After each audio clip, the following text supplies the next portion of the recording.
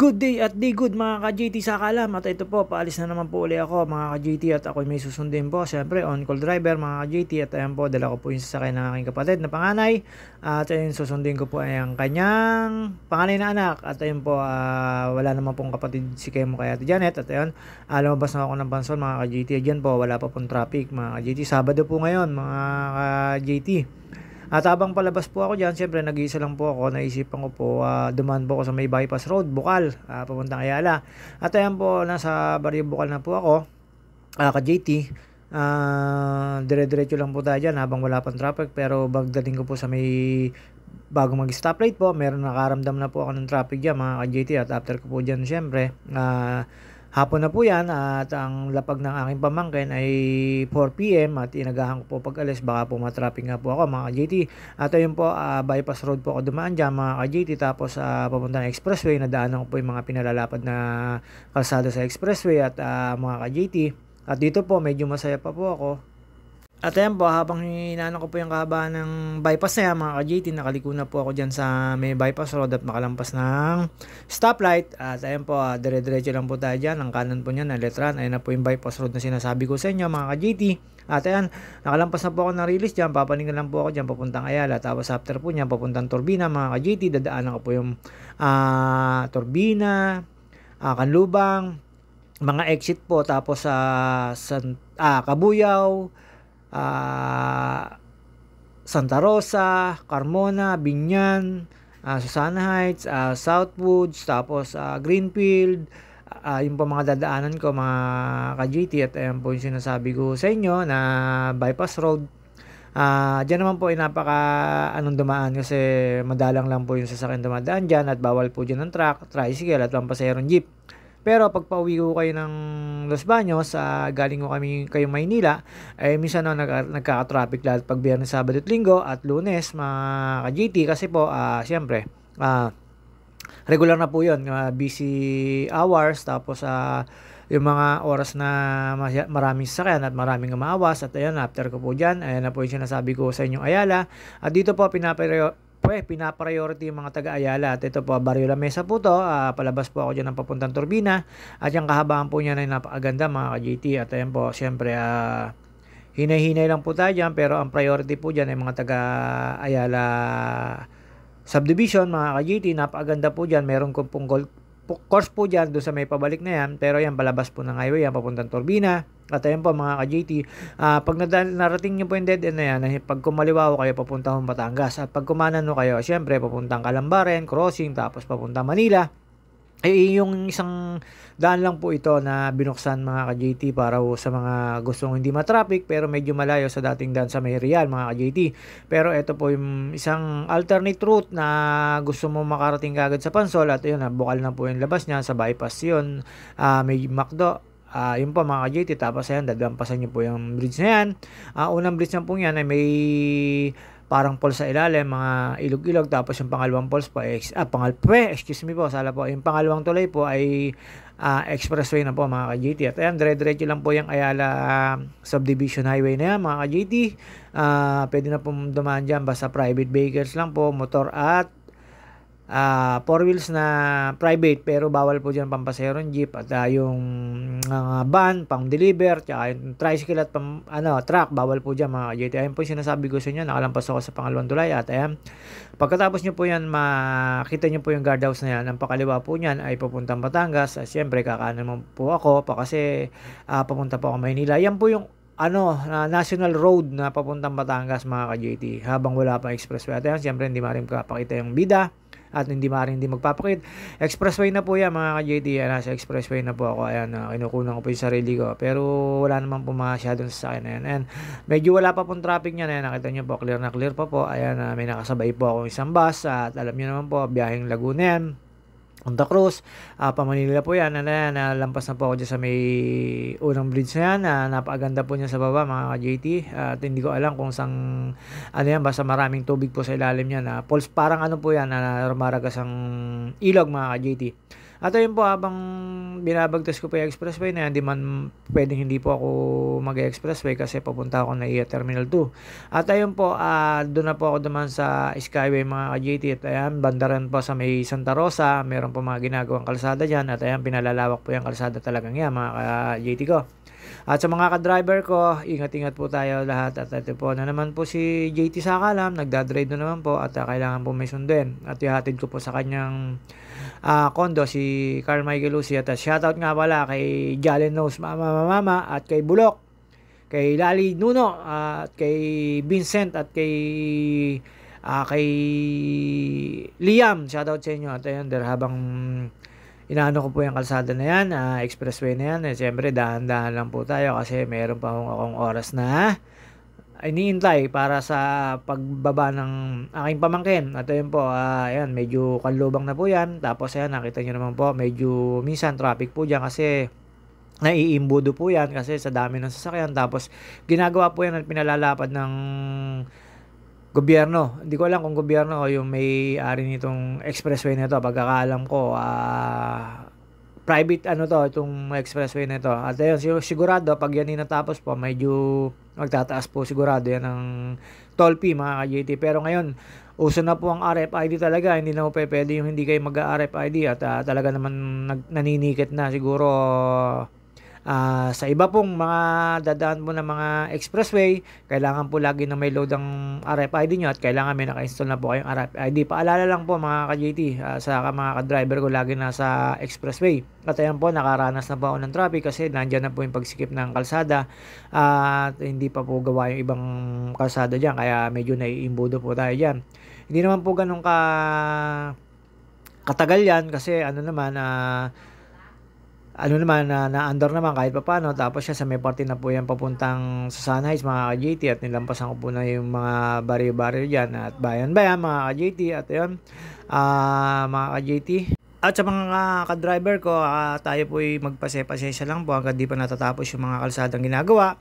At sigurado naman po ito ay pagtapos po nito magiging maganda naman yung flow ng kalsada na to. At ayun naman po, sa may bandang Susanays lang yan. Tapos minsan sa Silangan, Kabuyaw, Santa Rosa, yung po may mga pagsikip ng kalsada kasi ginagawa pa po ng management mga ka-JT. At yan naman po ay pagtapos po niyan sigurado naman po ay napakaluwag po ng kalsada na yan mga ka-driver ko. Kaya tis lang po tayo mga ka-JT habang ginagawa po at para naman din po sa atin yan. At konting bigayan na lang po tayo at sa akin kung akong paniniwalaan nyo at para sa akin, meron tayong makakita malalaking truck, iwas na lang po tayo para walang komosyon kasi pagod na po rin sila sa biyahe. At may mga party po na ulan mga ka-JT, parting Susana Heights po yan, bigla pong bumusang ulan dyan. Pero after po nyan, makapanig po ako ng Skyway, wala na pong ulan, party na pong Alabang nyo mga ka-JT. At ayan, Susana Heights po yan, papasok na po ako dyan ng ano bang tawag dito, ng Skyway. At kung napapansin nyo, bakit ako nasa kanan? Siyempre, para iwas na rin po tayo sa aksidente kasi nandyan naman po yung way na talaga ng papanig kayo ng Skyway. Kaysa naman po manggagaling tayo sa fast lane na bigla ako mangangat ng mga sasakyan, medyo delikado po yun. Kaya medyo kumano na po ako dyan para hindi po tayo takaw aksidente mga ka-JT. Ewan ko kung tama po ba ako o mali. Basta yan po, ang ano ko niyan ay para lang din po sa safe ko mga ka-JT. At ayun, ako mag-isa lang naman po ako na biyahe niyan at ako'y may susundin at may hahatid lang ng pamangkin mga ka-JT. At ito po ang buhay ko, hindi po ako mayaman at hindi rin po ako mapera. Sakto lang po ako, sakto sa mahirap. Yun lang, joke lang po. At ayun, syempre ako'y nagpapatama sa oras dyan kasi medyo maaga pa po ako dyan. At ayun mga ka-JT, ayan, papanig na po ako dyan ng Skyway. Hanggang dyan lang naman po yung ulan-ulan na yan. Hindi naman po ganun kalakas pati yan. Nabasa lang po yung kalsada pero ingat po tayo dyan.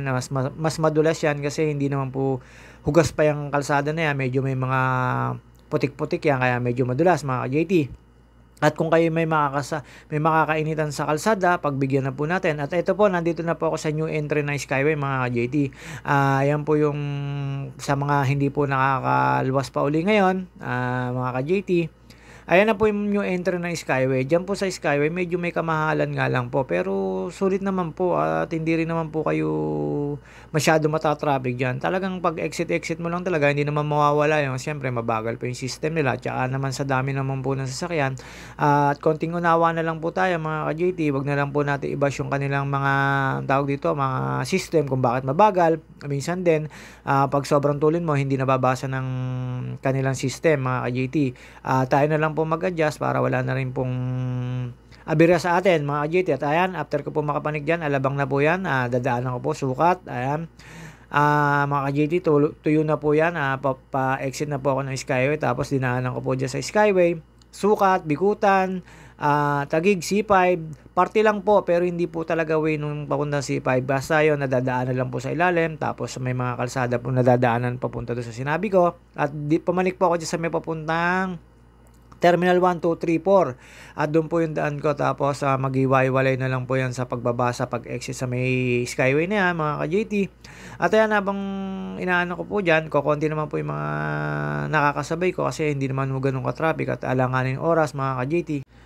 At habang papunta po ako ng NAIA Terminal 2, meron na po nag-text at nag-chat sa akin mga ka-JT na meron daw pong nagaganap na sunog po sa bahay namin. At ayun po, na-alarma po ako pero wala po akong magawa. Kailangan ko po makapunta ng NAIA mga ka-JT.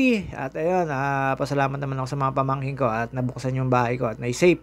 At sa mga kapitbahay ko, sad ako kasi ganun nga po nangyari sa baryo namin. At ayun, mga ka-JT, pumalik na po ako papuntang NAIA. At ayan po yung sinasabi ko sa inyong way papuntang mga paliparan ng eroplano dito sa Pilipinas.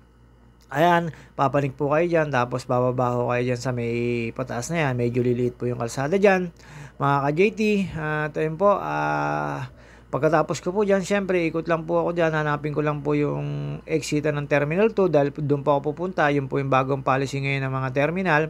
Ang Terminal 3 alam ko sa international na, tapos Terminal 2 sa domestic, ang Terminal 1 ay domestic din po ata. Basta mga kailangan ng mga eroplano, yun po yung mga dumadaong doon mga ka-JT, mga lumalapag po. At ayun, pagkatapos ko po exit po dyan sa may papuntang mga paliparan ng eroplano, binaybay ko lang po yan. Tapos ayan, mga ka-JT, may tamang speed lang po dyan. Huwag po kayo mag-overspeeding dyan mga ka-JT kasi baka po kayo mahuli. At ayun, mga ka-JT, masarap naman yung naging biyahe ko, hindi naman po matraffic. Tapos pagdating ko po dyan sa may malapit na sa Terminal 2, sa may at ako'y nagpahinga na mga ka-JT. At ayan, nakita nyo naman po, ako'y papasok na ng terminal. At ayun po, syempre, ayan, medyo alaalalay na lang tayo kasi natawagan na ako ng pamangkin ko. At ayun, pero meron ako pinag-antayan dyan sa may malapit sa cargo terminal. Doon na lang po ako naghintay, hindi na ako pumasok ng parking. At nang tinawagan na ako ng pamangkin ko, ayan, inikutan ko na siya mga ka-JT. At ayun, inaantay ko na lang po siya dyan at pupunta ko na lang po siya sa number 15. At ayan, inikutan ko na po pala siya mga ka-JT. Sa mga lahat na nanonood sa akin mga ka-JT, maraming salamat sa inyo at sa nagpapalo, follow niyo pa po ko. Ito po yung terminal number 2 dito sa Pilipinas. Sa mga hindi nakakauwi pa, dito na po alam ko ang babaan ng domestic. At yung terminal 3, pagkakaalam ko ay na po yung international. Tapos may mga kanya-kanyang lapagan ng eroplano dito. Alam ko terminal 1. At habang kinakang ko po pamangkin ko dyan, ang isip ko po ay lumilipad sa baryo namin kasi meron nga pong aberya nangyayari, pero okay naman, safe naman po lahat. At pagka uwi ko po mga ka-JT, at ako'y nagmamadali na po dyan, tinatid ko na po agad yung pamangkin ko. Tapos pagka uwi ko po ay medyo na-traffic pa rin po ako. Kaya mga ka-JT, see you on my next vlog. Ingat-ingat po tayo lahat. At sana po walang nasaktan sa mga kababaryo ko sa nangyari sa amin. At makarecover po sana agad na maaga yung Barrio Pansol mga ka-JT. Especially to sa Purok 4 at Purok 2 mga ka-JT. Yung po apektado ng aming aberya sa Pansol mga ka-JT. Maraming salamat Papa Jesus at safe lahat yung mga kababaryo ko. At inabot na po ako ng gabi pag-uwi diyan, pagkakaon ko po diyan, pagkahatid ko, ako'y na-traffic po, tapos po pagka-uwi ko po, ito po mga tensyon na nakita ko po. Ayan, shoutout po diyan sa dalawang 'yan. Ayan, ginabi po ako pag-uwi kaya wala po akong nagawa sa amin, at ayan po yung mga kumusyon, mga ka-JT. Buti naman po, safe lahat. At ayun nga po, masalamat sa mga kababaryo ko sa mabilisang agad na pagtulong. Shoutout sa inyo, maraming salamat. At sa mga pinsan ko na apektado, babangon pa rin tayo. At maraming salamat sa mga tumulong, mga ka-JT. At ayan, dumating pa na po uli yung bombero. See you on my next vlog. Ingat-ingat po tayo sa lahat. Babus po.